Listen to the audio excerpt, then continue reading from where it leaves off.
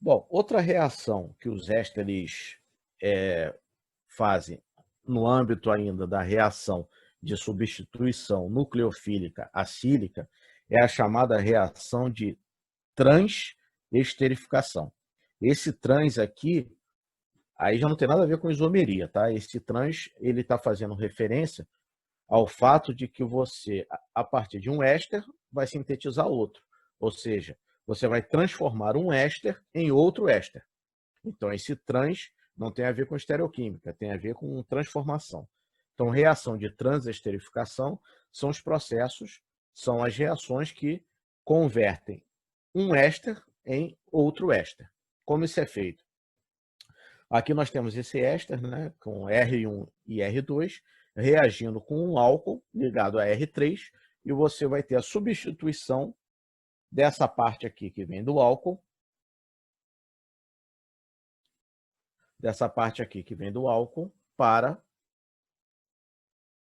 por esse outro álcool aqui ligado a R3. Então, você vai formar um outro éster. Agora, R1, carbonila, oxigênio. R2 vai ser transformado em R1, carbonila, oxigênio, R3, eliminando o álcool de R2.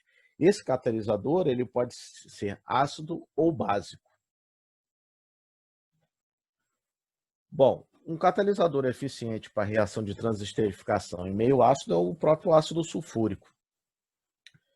Então, vamos olhar aqui o mecanismo. Primeira etapa, sempre que tiver em meio ácido, você tem que lembrar que vai ter a reação, a etapa de ativação da carbonila, porque o meu nucleófilo agora é uma molécula de álcool neutra, então é um nucleófilo fraco. Se o nucleófilo é fraco, eu preciso ativar a carbonila.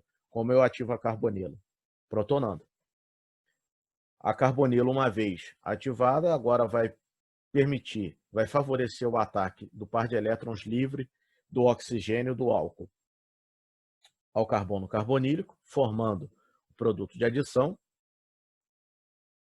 Ocorre agora a etapa de transferência protônica desse próton que está ligado ao oxigênio, que está ligado a R3, para o oxigênio que está ligado a R2.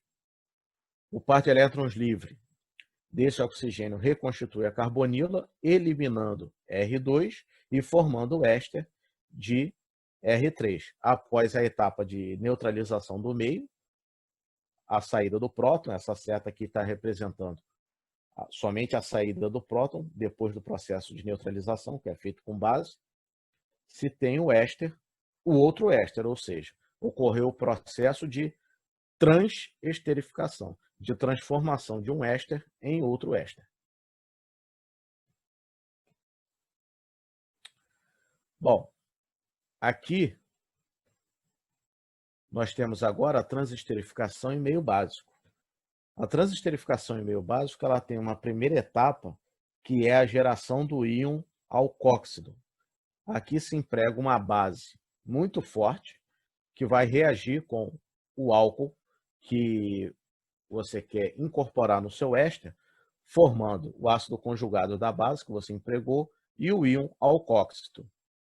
O íon alcóxido ele é uma base extremamente forte, então ele é nucleofílico o suficiente para atacar a carbonila e fazer o processo de transesterificação. Um catalisador que normalmente é empregado para atuar aqui como base e gerar esse alcóxido é o carbonato de potássio. Bom, o mecanismo envolve, primeiro, então, a formação do íon alcóxido do álcool que você quer incorporar. Após a reação com a base, esse íon alcóxido ataca a carbonila, forma o produto de adição, depois o par de elétrons reconstitui a carbonila e expulsa o alcóxido de R2. Se você prestar atenção aqui, vamos lá. Primeira etapa, gerou-se o alcóxido de R3, o alcóxido de R3 atacou a carbonila do éster, ocorreu a etapa de eliminação e quem deixou a molécula foi o alcóxido de R2. Então eu transformei um éster em outro.